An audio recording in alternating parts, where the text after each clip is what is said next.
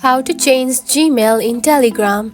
If you have been using the Telegram application and wondering on how to change your Gmail on it, don't worry. In this video, I will show you how to do it. So let's get started. First of all, open the Telegram application, just like this.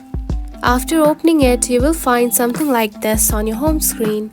Now to change your Gmail, tap onto settings at the bottom, just right here. Then scroll down and here you can find privacy and security just right here. Now select it. Then here you can find login email just right here. Now select it. Now to change your Gmail, simply tap on to change email right here. Select it. Now simply add your new email right here just like this and tap on to continue.